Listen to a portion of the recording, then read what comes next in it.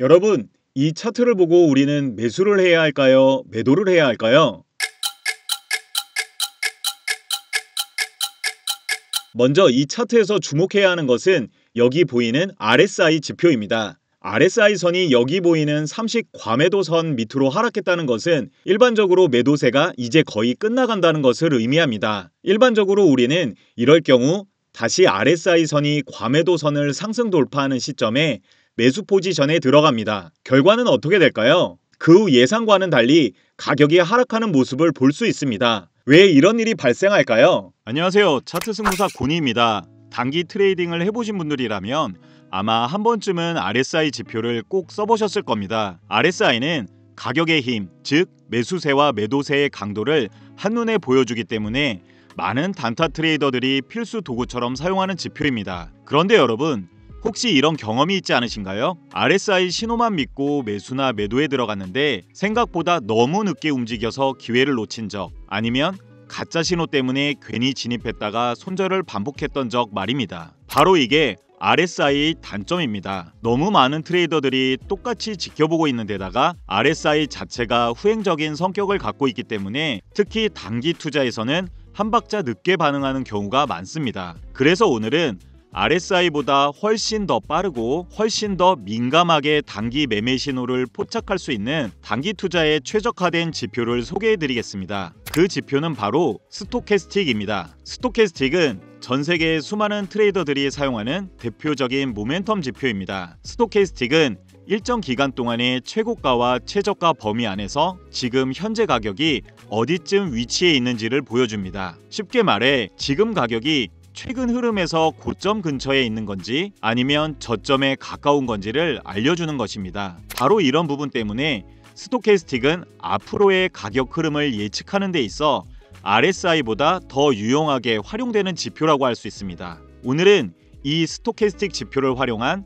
실전 매매 전략 3가지를 알기 쉽게 알려드리겠습니다. 먼저 많은 분들이 궁금해하실 RSI보다 스토캐스틱이 더 나은 이유를 2가지 말씀드리겠습니다. 첫 번째 이유는 스토캐스틱은 과매수, 과매도 구간이 훨씬 더 명확하다는 점입니다. 차트를 보시면 RSI는 중간 구간에서 옆으로 횡보하는 경우가 많은 반면 스토캐스틱은 더 확실한 신호를 보여줍니다. 그래서 진입 타이밍을 잡을 때 훨씬 눈에도 더 잘 들어오고 트레이더 입장에서 더 직관적으로 받아들일 수 있습니다. 2번째 이유는 스토캐스틱은 K선과 D선 2개의 선으로 구성되어 있습니다. 이 2선이 교차하는 순간마다 우리는 단순히 과매수인지 과매도인지를 보는 데 그치는 것이 아니라 추세 전환의 타이밍까지 훨씬 더 세밀하게 포착할 수 있습니다. 차트를 함께 보겠습니다. 예를 들어 RSI가 중간 지점에 머물러 있을 때는 앞으로 이 선이 위로 갈지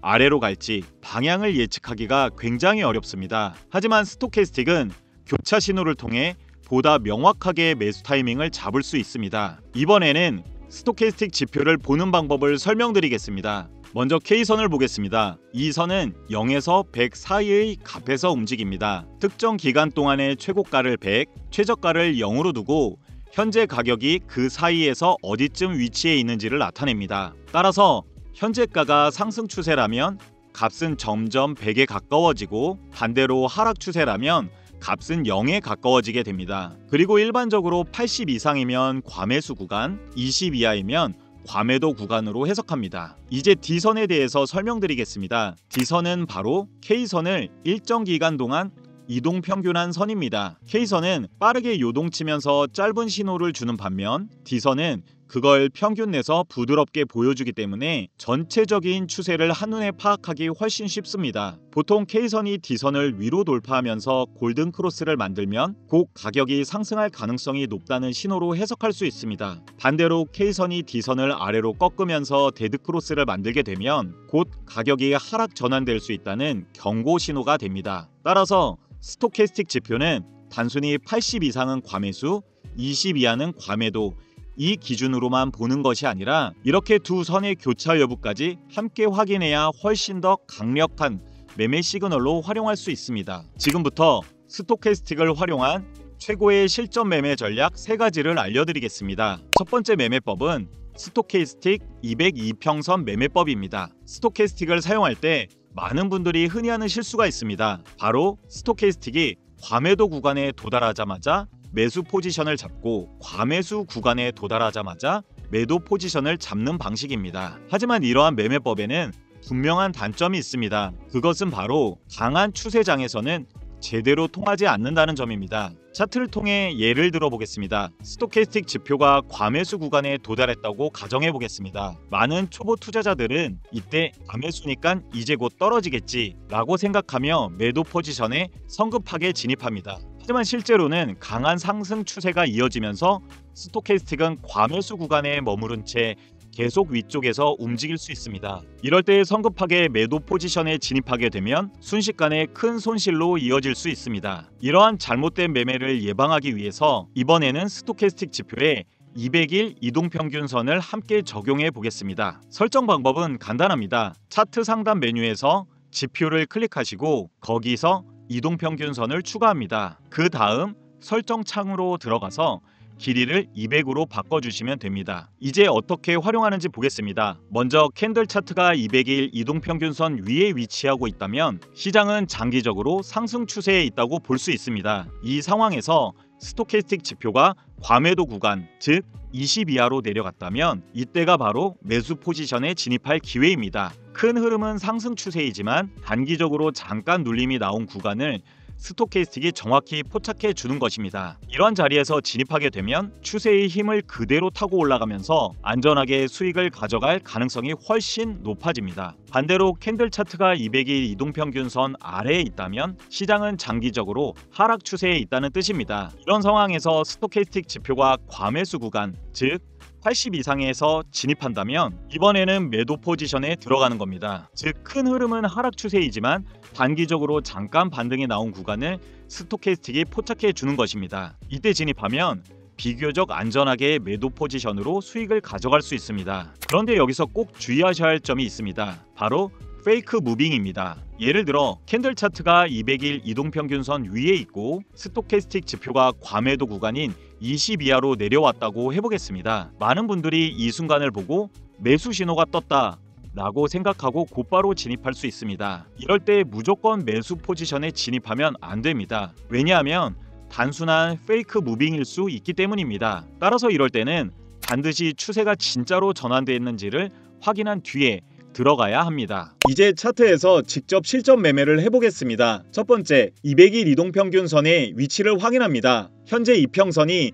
캔들 아래에 자리하고 있으므로 시장은 상승 추세라고 판단할 수 있습니다. 따라서 매수 포지션 진입만을 고려하겠습니다. 두 번째, 스토캐스틱 지표를 확인해서 스토캐스틱 K선이 과매도 구간, 즉 20 이하에서 움직이고 있는지 확인합니다. 그리고 마지막으로 추세 전환 신호를 확인합니다. 스토캐스틱의 K선이 20선을 상향 돌파하고 D선을 위로 뚫어주는 골든 크로스가 나왔다면 이것이 바로 상승 전환 신호가 됩니다. 그리고 바로 이 시점에 매수 포지션에 진입합니다. 손절은 직전 저점에 두고 익절은 손익비 2대1 이상으로 잡으면 안정적으로 수익을 낼 수 있습니다. 이번에는 반대로 매도 포지션 진입 상황을 보겠습니다. 첫 번째 200일 이동평균선을 확인합니다. 이번에는 캔들 차트가 이동평균선 위가 아니라 아래에 위치해 있습니다. 따라서 시장은 하락 추세로 볼 수 있고 이때는 매도 포지션 진입만을 고려할 수 있습니다. 두 번째, 스토캐스틱 K선이 과매수 구간,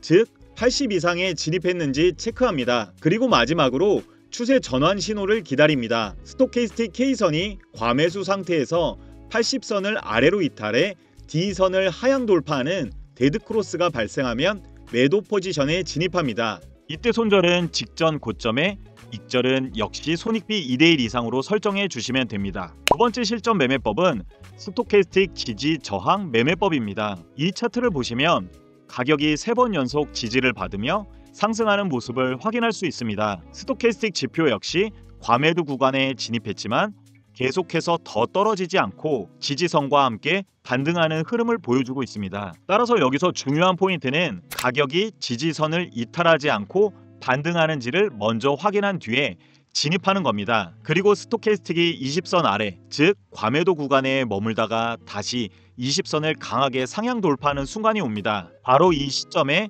매수 포지션에 진입합니다. 손절은 이전 저점에 두고 익절은 손익비 2대1 이상으로 설정합니다. 반대로 이번에는 매도 포지션 진입 사례를 보겠습니다. 차트를 보시면 캔들 차트 상단에 저항선을 그렸을 때 무려 3번이나 연속으로 저항을 받는 모습을 확인할 수 있습니다. 스토캐스틱 지표 역시 과매수 상태에서 더 이상 힘을 내지 못하고 저항선 부근에서 하락 전환 신호를 보여주고 있습니다. 따라서 차트에서 가격이 저항선을 돌파하지 못하고 하락으로 방향을 바꾸는지를 먼저 확인해야 합니다. 스토캐스틱이 80선 위 과매수 구간에 머물다가 다시 80선을 하향 이탈하는 모습을 보인다면 바로 이 시점이 매도 포지션에 진입하면 됩니다. 손절선은 이전 저점 위에 설정해 두고 익절 목표가는 최소한 손익비 2대1 이상으로 맞추는 것이 좋습니다. 세 번째 매매법은 MACD와 200이동평균선을 결합한 매매법입니다. 먼저 매수 포지션에 진입하는 방법을 살펴보겠습니다. 첫 번째로는 우선 캔들이 200일 이동평균선 위에 있는지를 확인합니다. 두 번째로는 스토캐스틱 지표가 과매도 구간인 20선 이하에 들어갔다가 다시 20선을 상향 돌파하는지를 확인합니다. 그리고 마지막으로 MACD 지표에서 MACD 선이 시그널 선을 상향 돌파하는 골든 크로스가 발생하는 순간을 기다립니다. 이 세 가지 조건이 동시에 충족될 때 바로 매수 포지션에 진입합니다. 손절은 직전 저점, 익절은 손익비 2대1 이상으로 잡아주시면 됩니다. 다음으로는 매도 포지션에 진입하는 방법을 살펴보겠습니다. 첫 번째로는 캔들이 200일 이동평균선 아래에 있는지를 확인합니다. 두 번째로는 스토캐스틱 지표가 과매수 구간인 80선 이상에 들어갔다가 다시 80선을 하향 이탈하는지를 살펴봅니다. 마지막으로 MACD 지표에서 MACD 선이 시그널 선을 하향 돌파하는 데드 크로스가 발생하는 순간을 기다립니다. 이 세 가지 조건이 동시에 충족된다면 바로 매도 포지션에 진입할 수 있습니다. 역시 손절은 직전 고점, 익절은 손익비 2대1 이상으로 잡아주시면 됩니다. 지금까지 차트 승부사 곤이었습니다. 오늘 영상이 도움이 되셨다면 구독, 좋아요, 알람 설정까지 해두시면 다음 매매 전략도 빠르게 확인하실 수 있습니다. 다음 영상에서는 더 유익하고 실전적인 내용으로 찾아뵙겠습니다. 시청해주셔서 감사합니다.